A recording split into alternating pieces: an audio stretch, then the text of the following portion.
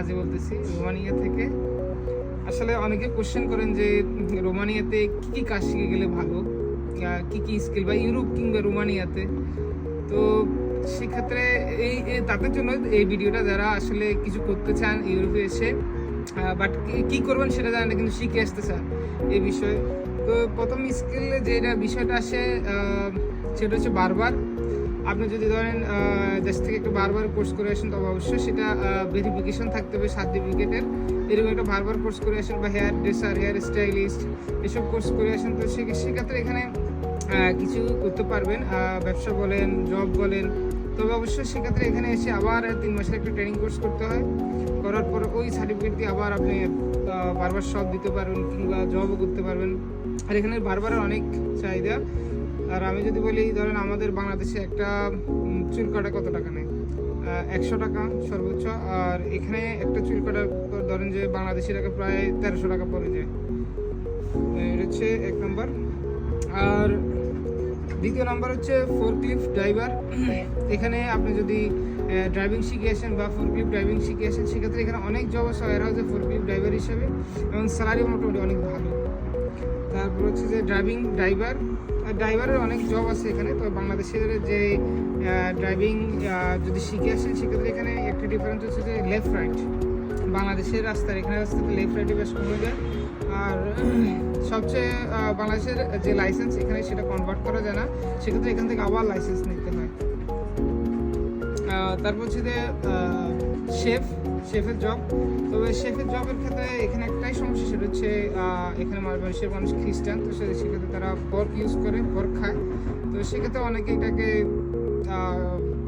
ঘৃণা করে, বা অনেকে এটা নিতে পারে না পর্ক জিনিসটা, কারণ এটা আমাদের জন্য হারাম। তো সেক্ষেত্রে যদি আপনি শিখে আসতে পারেন, করতে পারেন, সেটা আপনার ইচ্ছে। তবে সবচেয়ে ইজি হচ্ছে যে পেস্ট্রি কিংবা বেকারি। তো পেস্ট্রি বেকারি কাজ সব জায়গায় মোটামুটি সেম।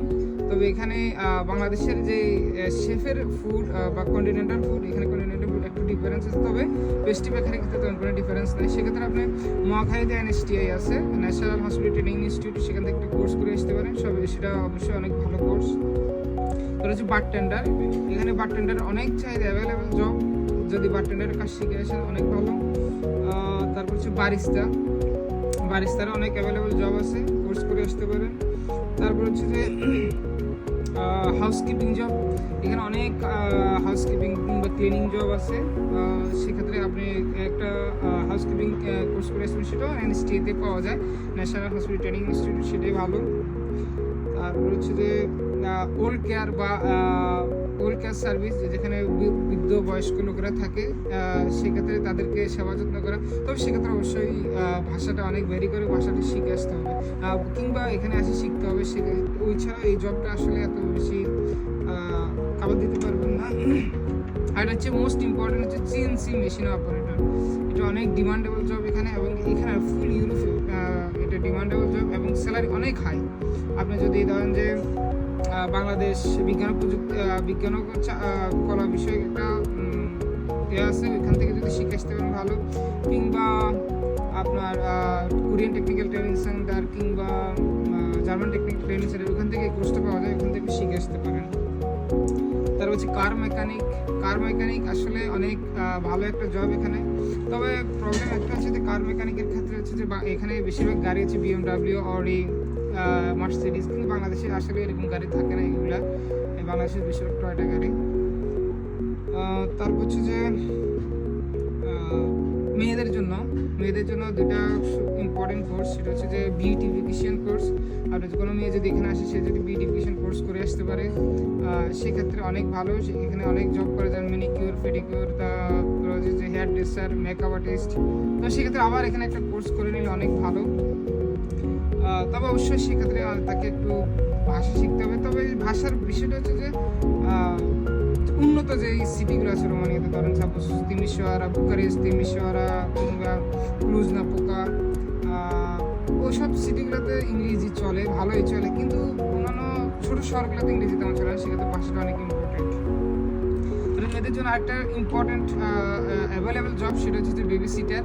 আপনারা যদি এই কোর্সটা করেন, baby seater means baby seater হচ্ছে যে বাচ্চাদের কে দেখাশোনা করা, বাচ্চাদের লালন পালন। এখানে বেশিরভাগই জব করে, হাজব্যান্ড ওয়াইফ দুজনে জব করে, সেক্ষেত্রে তাদের বাচ্চাদের দেখাশোনার জন্য তারা একজন লোক নিয়োগ করে।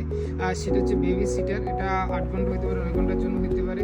তো সেক্ষেত্রে বাচ্চাদের খাওয়া দাওয়া করানো, বাচ্চাদেরকে টেক কেয়ার করা, তাদেরকে খাওয়ানো, রান্না করা, এইটা হচ্ছে বেবি সিটারের কাজ। তো সেক্ষেত্রে এটা যদি শিখে আসতে পারেন অনেক ভালো। এটা তেমন শিখার কিছু নাই, তবে এক্ষেত্রে ইংরেজিটা অনেক ইম্পর্টেন্ট, আর টুকটাক রোমানিয়ান ভাষা জানাটা ইম্পর্টেন্ট। আরেকটা হচ্ছে যে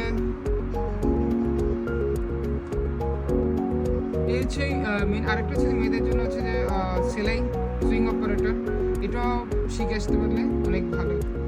আজকে মোটামুটি এটা হচ্ছে রোমানিতে আসতে পারে। ইউরোপের জন্য খুব ইম্পর্টেন্ট এই স্কিল ওয়ার্কগুলো।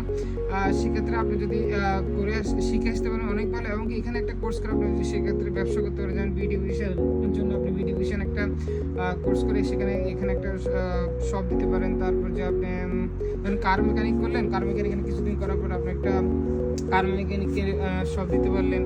তারপরে যে আপনি একটু বারবার কোর্স করে আসলেন, বা হেয়ার স্টাইলিস্ট এগুলো করে আসলেন, সেখানে একটা বারবার শপ দিতে পারলেন। তারপরে যে বার টেন্ডার বলেন, ফেস্টিভ্যাল বলেন, এগুলো শিখে আসতে পারেন। এখানে কিছুদিন করার পর আপনি আবার এখানে ব্যবসা করতে পারেন। আর রোমানিতে ব্যবসা সবচেয়ে ইজি। তো নেক্সট ভিডিওতে আসলে আমরা বলবো